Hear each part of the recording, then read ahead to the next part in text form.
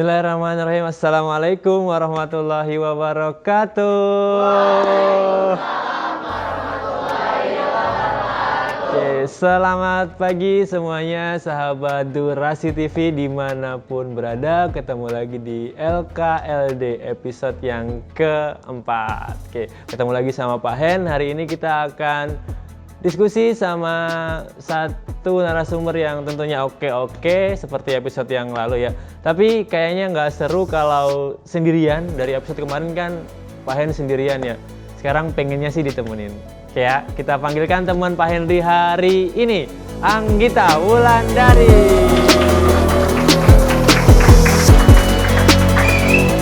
Anggita sehat? Alhamdulillah sehat Bapak. Bapak sendiri gimana nih Pak kabarnya? Pak Henry sehat. Anggita sini dikit.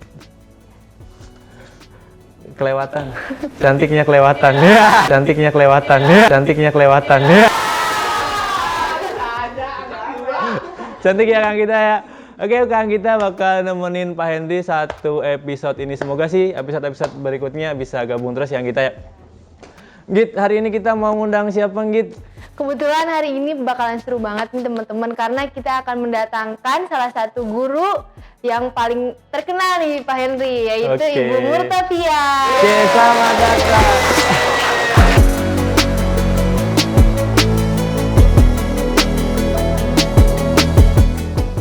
Kita Pak Henry. Saya di mana nih? Boleh, Bu. Oh, di sini. Iya, teman-teman, kebetulan hari ini adalah 17 Agustus tahun 22. Tahun 2022. Peringatan apa hari ini? Peringatan apa hari ini? Hari kemerdekaan Indonesia yang keberapa? Yang berapa, Git? 77. Yang ke-77. Jadi kayaknya tepat nih yang diundang ke sini hari ini adalah ahli sejarahnya SMP Negeri 211 Jakarta. Tepuk tangan buat Bu Murta. Murta lagi kosong Bu Murta? Ya, hari ini saya jam ke-56. Jadi kebetulan hari ini saya lagi off. Ngobrol-ngobrol sama saya sama Gita ya? Insya Allah. Gita mau nanya-nanya? Boleh nih Bu. Kenalin dulu dong Git, beliau nih sebenarnya siapa sih? Beliau ini adalah salah satu guru sejarah di SMP 211 Jakarta dengan nama lengkap Ibu Murtafia. Tempat tanggal lahir tanggal 6 Mei 1966 di Purbalingga, Jawa Tengah. Yang kebetulan pendidikan terakhirnya yaitu S1 di UIN Syarif Hidayatullah jurusan IPS. Betul Bu? Betul. IPS Ilmu Pengetahuan Sosial. Sosial, benar. Pas berarti ya Bu ya? Kita bakal ngomongin sejarah nih Bu. Insya Allah. Oke, bakal ditanya Semoga sama... tidak lupa ya Pak. Oke. Iya Bu, perlu menurut saya buat ngomongin sejarah karena buat kemerdekaan sendiri kayaknya anak-anak taunya makan kerupuknya ya. Ya. Terus apa lagi? Balap karung. Nah, sebelum kita bisa seneng-seneng makan kerupuk, balap karung, terus lomba-lomba yang lain kan ada sejarahnya ya Bu ya. Bukan sama kita mau nanya.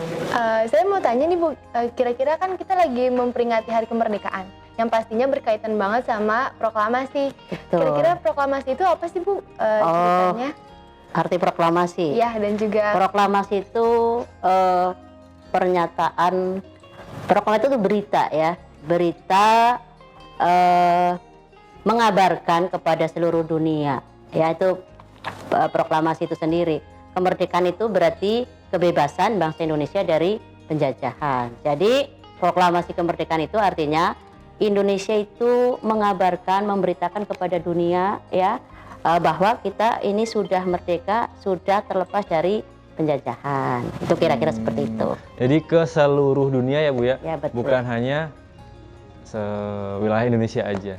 Oke, bagus. Terima kasih Bu Murta penjelasan. Jadi lebih tahu nih Git, proklamasi itu sebenarnya apa sih gitu. saya juga mau tanya lagi nih Bu, terkait dengan proklamasi yang sudah Ibu jelaskan. Kira-kira awal mula Indonesia dijajah itu karena apa ya Bu?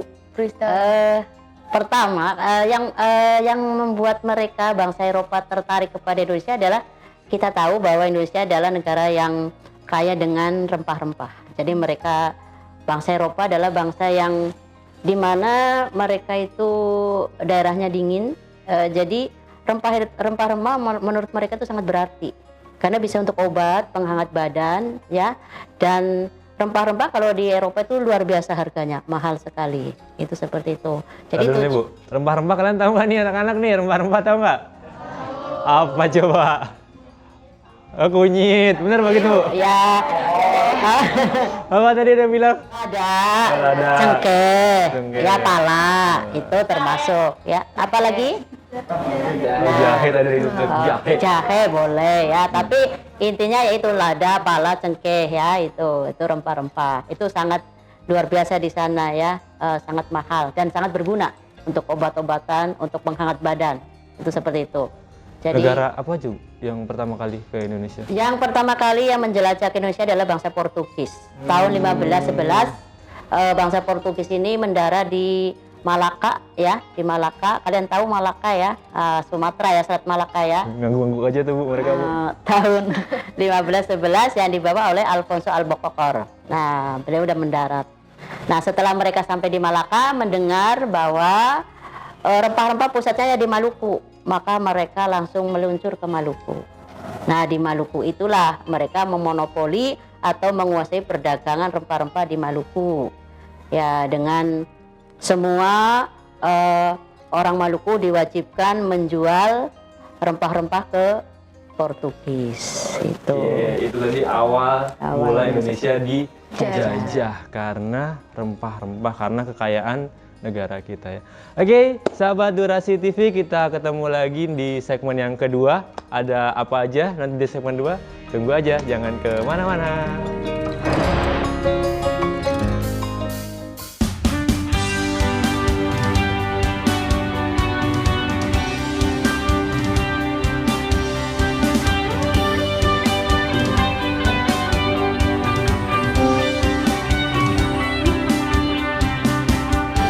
Bagaikan arus layang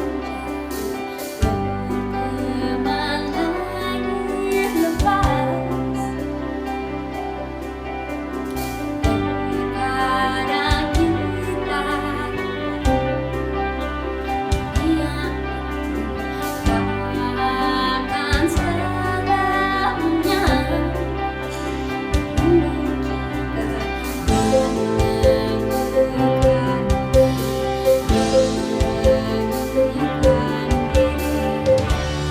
Kan ku kejar kan ku terbang tak ada kata tidak ku pasti bisa. Kan ku coba lagi ditemani pagi, tak ada yang tak mungkin ku pasti bisa.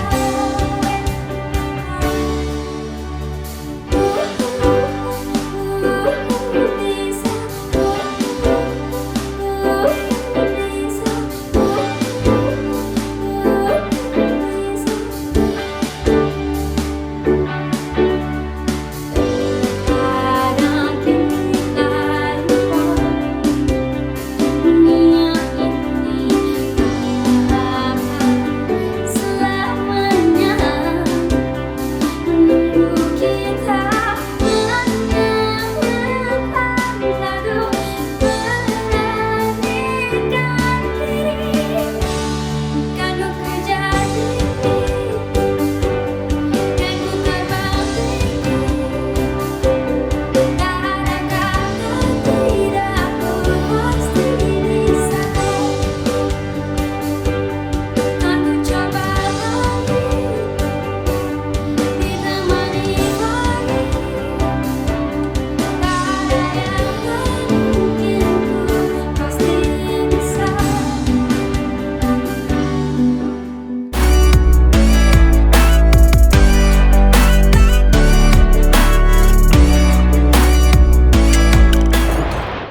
Oke, sahabat Durasi TV, kembali di LKLD episode yang keempat. Kali ini di segmen yang kedua, kita masih bincang-bincang sama siapa, Git? Bersama Ibu Sama Murto. Bu Murtofiah. Tepat di hari kemerdekaan ini kita masih pengen belajar-belajar ya, mengulang sejarah. Penting nggak sih mengulang sejarah, Git, belajar sejarah? Penting banget nih Pak, karena kan kita jadi mengetahui perjuangan para pahlawan, kemudian juga sejarah tentang Indonesia itu seperti apa. Jadi seperti yang kata kita bilang, sebelum kita merdeka tuh ada perjuangannya gitu ya Bu ya. Tadi kalau ngomongin yang pertama kan Portugis masuk, negara-negara masuk karena rempah-rempah. Kita lebih dekat nih Bu sama kemerdekaan. Ada yang tanya nih, Saya mau tanya juga nih Bu, Iya. kira-kira sebelum proklamasi tersebut kan ada peristiwa detik-detik proklamasi. Itu peristiwa apa saja sih Bu? Oh iya iya. Mungkin Ibu akan menjelaskan garis besarnya saja ya. Jadi pada saat itu Jepang diserbu oleh sekutu, yaitu di bom atom tanggal 6 Agustus, itu kota Hiroshima, dan tanggal 9-nya di bom atom Nagasaki. oke, peristiwanya kita sering kenal dengan Hiroshima. Hiroshima Nagasaki, tahunya gitu ya Bu ya? Ya betul. Nah kemudian disitulah Jepang dihancurkan oleh dihancurkan oleh sekutu dua kota tadi, akhirnya Jepang luluh lantah. Nah karena luluh lantah Jepang tidak berdaya, kemudian Jepang berlutut kepada sekutu, ya. Kemudian dan Jepang menyatakan menyerah kepada sekutu. Sekutunya itu Sekutu itu Amerika, Inggris, Belanda. Karena kenapa sih sekutu itu dulu? Kenapa sekutu itu menyerang Jepang? Karena Jepang yang menyerang duluan ke pangkalan perang Pearl Harbor punya Amerika. Jadi sebelum datang ke Indonesia, Jepang menyerbu itu pangkalan perang Amerika. Nah disitulah Amerika mengajak teman-temannya yaitu Inggris ya, Belanda itu untuk menyerbu balik kepada Jepang. Jadi intinya Jepang itu dikeroyok oleh sekutu, oke. akhirnya dia luluh lantah ya. Padahal waktu itu Jepang sedang menyerang Pada waktu itu Jepang sedang berada di Indonesia, sedang menjajah di Indonesia. Nah disitulah Jepang bertekuk lutut, dan ketika Jepang sudah mulai tanda-tanda dia tidak berdaya, kemudian Jepang memberikan ini, orang Indonesia suruh tenang, para tokoh-tokoh Indonesia tenang, jangan gelisah, tenang. Oleh karena itu Jepang menyuruh tokoh-tokoh Indonesia untuk mendirikan PPKI, Panitia Persiapan Kemerdekaan Indonesia. persiapan kemerdekaan. Kemerdekaan Indonesia. Itu malah yang mengusulkan dari Jepang. Jepang itu ketuanya Soekarno untuk apa ya? Ibaratnya untuk mendiamkan bangsa Indonesia. Jadi seolah-olah nanti Jepang yang akan memberikan kemerdekaan kepada Indonesia. Jadi PPK itu politik untuk menenangkan bangsa Indonesia. Nanti PPKI akan sidang tanggal 18, akan 18 atau 17 itu untuk membicarakan tentang kemerdekaan. Dan kemerdekaan itu nanti Jepang yang akan memberikan. Itu. seolah-olah gitu. Seolah ya, tapi tanggal 6 Agustus sampai 9 Agustus Jepang sudah luluh lantah, sudah menyerah kepada sekutu, seperti itu. Akhirnya untuk mendiamkan bangsa Indonesia yang kedua itu apa? Soekarno dan Hatta dipanggil ke Dalat oleh Jenderal Terauchi ya, untuk Jenderal Terauchi. ya, untuk nanti tenang saja Soekarno Hatta, nanti kami akan berikan kemerdekaan. Panggil di Dalat. Dalat itu negara Saigon. Vietnam Kalau Saigon ya, di situ dia ditenangkan, suruh tenang saja, nanti kami akan berikan kemerdekaan. Maka Soekarno pulang ya, kemudian seorang seorang pejuang yang namanya Sultan Syahrir ya, dia mendengar, para pemuda juga mendengar kalau Jepang sudah bertekuk lutut. Maka pada tanggal 15 Sultan Syahrir itu menghadap kepada Soekarno dan Hatta untuk segera memproklamasikan Indonesia. Karena apa? Jepang sudah kalah. mendesak kepada Soekarno Bung Karno. dan Hatta, otomatis kalau Jepang sudah kalah, pemerintahan Indonesia itu tidak ada yang menguasai. Jadi vacuum of power, kosong. Mestinya secara hukum peperangan, kalau Jepang kalah, yang menguasai Indonesia adalah sekutu. Sekutu di sini bisa Belanda atau Inggris atau Amerika. Tapi sekutu belum juga kunjung datang. Nah, disinilah terjadilah vacuum of power. Tidak ada kekuasaan yang masuk. Maka para pemuda ini berinisiatif bagaimana mendesak Pak Soekarno dan Pak Bung Hatta untuk segera memproklamasikan Indonesia pada saat itu juga tanggal 15. Itu yang Sultan Syahrir dan rekan-rekannya, Bu. Iya, dan teman-temannya dan para mahasiswa ya, Wikana, kemudian Soekarni gitu ya, para pemuda itu. Kemudian tapi Bung Karno dan Bung Hatta tetap kekeh tidak mau memproklamasikan Indonesia karena dia sudah dijanjikan oleh Jepang bahwa nanti kalau sidang PPKI tanggal 18 akan sidang, nanti akan diberikan kemerdekaan. Oh, jadi ada semacam perbedaan pendapat gitu, golongan Tua dan muda. golongan muda, iya betul. Kalau golongan tua itu tidak akan bergegabah, tidak akan bertindak sebelum ada izin Jepang, karena takut ada pertumpahan darah. Tapi kalau golongan muda melihat ini sebuah momen. Nah, iya, karena golongan muda sudah tahu ini Jepang tuh sudah tidak, Indonesia itu benar-benar kalau Indonesia vacuum of power, udah nggak ada yang menguasai, maka cepat gitu ya, harus cepat bertindak. Tapi akhirnya terjadilah ketegangan ya antara kaum muda dan kaum tua pada pagi hari ya. Orang muda itu punya inisiatif bagaimana biar Bung Karno dan Bung Hatta tidak terpengaruh oleh Jepang. Nah, caranya bagaimana? Bung Karno dan Bung Hatta jauhkan dari Jakarta, jauhkan dari Jepang dengan cara Pak menculik kedua tokoh tersebut. Oh, jadi Bung Karno dan Bung Hatta sempat diculik oleh golongan muda, Wikana, Soekarni ya. Diculik maksudnya bukan diculik, ini artinya apa? Dibawa ke Rengas Dengklok untuk agar jauh dari pengaruh Jepang. Oh, peristiwa Rengas Dengklok tuh seperti itu sebenarnya, Bu. Coba Bu lebih. Kita tahu peristiwa Rengas Dengklok. Tahu Bu, Gimana? karena peristiwa Rengas Dengklok juga yang paling terkenal istilahnya, yang banyak orang tahu, yang umumnya tahu karena ada perbedaan pendapat dari Iya. golongan tua dan golongan muda. Pinter. Pinter yang kita, tepuk tangan untuk kita. Lebih dalam lah Bu di Rengas Dengklok. Kemudian Insinyur Ahmad Subarjo itu termasuk anggota PPK itu menuju ke rumahnya Bung Karno ya, dipegang saya. Ternyata Bung Karno tidak ada. Ya, tidak ada. Kemudian bertanya kepada para pemuda, di mana nih Soekarno, Bung Karno nih, besok tanggal 18 kita akan sidang PPKI. Kita akan membicarakan tentang proklamasi bersama Jepang gitu. Kemudian para pemuda itu mengatakan Soekarno dan Bung Karno dan Bung Hatta ini akan sudah saya asingkan ke Rengas Dengklok karena takut terpengaruh Jepang. Kemudian Ahmad Subarjo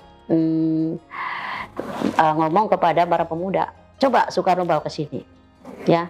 Saya ingin ketemu, saya ingin membicarakan tentang proklamasi. Gitu. Kemudian para pemuda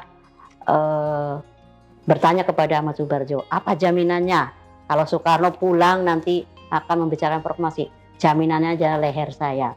Kalau Soekarno, Bung Hatta pulang tidak memproklamasikan, berarti leher saya jaminannya. Akhirnya diperbolehkanlah Ahmad Subarjo untuk menjemput Soekarno dan Hatta ya pada tanggal 16 jam 23 malam. Nah, mereka diboyonglah ke Jakarta ke rumahnya Laksamana Maeda. Nah, Sama agendanya apa tuh Bu? di sana itu mereka membicarakan, mempersiapkan atau mengkonsep teks proklamasi. Kenapa di rumahnya Laksamana Maeda? Karena jenderal satu-satunya yang pro Indonesia. Kalau jenderal yang lain tidak, ya seperti itu. Akhirnya dipilihlah kediaman Laksamana Maeda. Di ruang tengah, di ruang makan ya, tanggal 6. Jadi mereka mengkonsep dari jam 23 malam sampai jam 4 pagi melahirkan teks proklamasi. Di teks proklamasi itu disusun di kediaman Laksamana Maeda ditulis oleh Bung Karno dengan sendiri. tangan yang kemudian disalin oleh Sayuti Melik menggunakan mesin tik. Gitu. Oh, jadi peran Sayuti Melik di situ menyalinnya itu ya aja. Berarti ada teks salinan proklamasi. Yang asli ada, yang tulisannya Bung Karno yang ada coretannya itu ya. Nah, kita tahu lah ya, karena udah belajar ya. Ada di buku-buku ya, Bu ya? Ada di buku IPS kelas 8 ya. Iya. Nah, di situ ada. Nah, kemudian pagi harinya maka Bung Karno dan rombongan menuju ke Jalan Pegangsaan Timur nomor 56 untuk menyatakan Indonesia merdeka. Oke, luar biasa. Akhirnya Indonesia merdeka di tanggal 17 17 Agustus, hari Jumat jam 10. Jakarta Selatan di mana tadi, Bu? Pegangsaan Timur nomor 56. Pukul 10. 10. Pas bulan Ramadan ya, hari Oh, Jumat. bertepatan bulan Ramadan juga. Ya betul. Jadi bulan berkah dan bulan rahmah ya. Yes, terima kasih Bu Murto, keren ya kita ya sejarahnya. Jadi kita teman-teman jadi ingat lagi gitu loh perjuangan dari para pahlawan. Bung Karno, lalu ada golongan muda, golongan tua. Kita kembali lagi di segmen yang ketiga dan tinggi.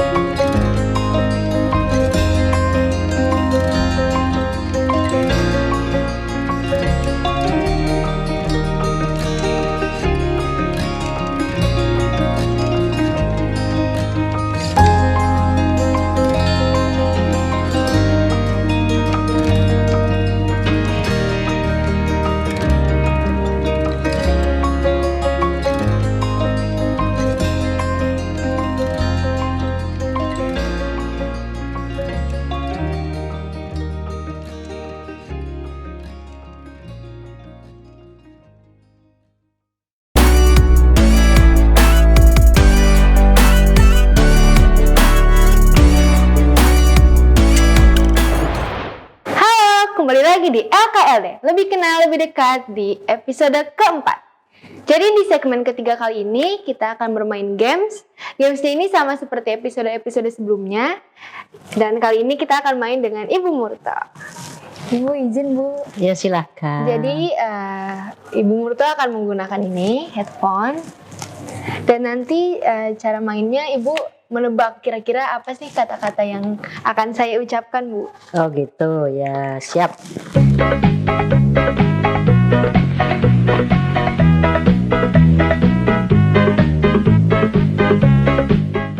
Telur dadar. Telur dadar. Telur dadar. Telur dadar. Telur. Telur dadar. Telur dadar. Lagi. Masker rambut. Masker rambut. Rapot.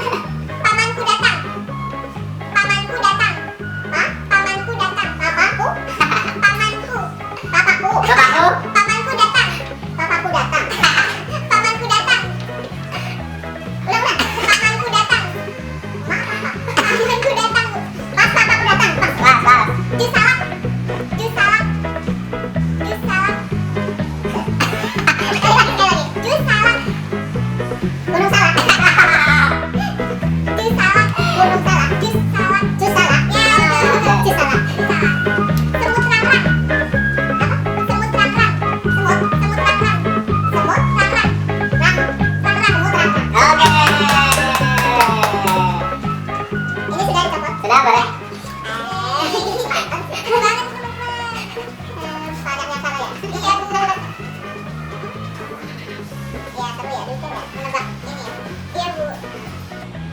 Pak Henry. Halo Pak. Wah, seru banget Bu Murto. Main apa tadi Bu sama kita Bu? Tebak mulut. Tebak mulut ya dikerjain Bu ya. Iya nih sama Anggita kita. nih sama Bu. Wah. Ibu mau. Nilainya di coret-coret aja Bu. Ya. Gak sih Bu, tapi kita pinter kan Bu ya. Iya kreatif ini Pak. Oke, seru Bu permainannya Bu. Seru Senang sekali ya? ya. Jadi Senang ya? mikir juga. Iya. Anggita, Bu Murto, kita sampai di segmen terakhir di LKLD yang episode keempat ini spesial Hari Kemerdekaan. Bu, saya mau nanya nih Bu sama teman-teman Durasi TV, murid-murid, mereka juga nanya Bu, bagaimana sih caranya kita buat menjaga kemerdekaan, mengisi kemerdekaan itu gimana? Kan para pahlawan itu udah berjuang luar biasa tadi ya meraih kemerdekaan. Sekarang tugas kita sih menjaga yang gitu ya. Iya. Gimana sih cara kita buat menjaga? Kalau mengisi tentunya kita sesuai dengan profesi kita ya. Kalau guru ya jadilah guru yang baik. Kalau jadi pelajar jadilah pelajar yang baik. Kalau jadi petani jadi petani yang baik. Kemudian kalau menjaga mungkin kita jaga persatuan dan kesatuan sehingga tidak terjadi perpecahan ya, tidak mudah dimasuki oleh bangsa-bangsa lain ya. Jadi kita menghargai ya perbedaan. Perbedaan itu dijadikan suatu kekayaan negara, bukan sebagai sesuatu yang harus diperuncing, tapi dijadikan kekayaan yang membuat kita menjadi tambah kasih sayang, tambah tambah bangga dengan perbedaan tersebut Satu sama lain ya. satu sama lain. Kita hari ini paket lengkap kemerdekaan dari sejarahnya sampai dengan pesan untuk menjaga kemerdekaan. Teman-teman, kita udah selesai hari ini cakap-cakap kita dengan Bu Murto. Saya Pak Henry dan Saya Anggita Wulandari. terima kasih udah sama-sama kami di segmen terakhir di episode yang keempat ini. Sampai ketemu di LKED episode berikutnya. Dadah, Assalamualaikum.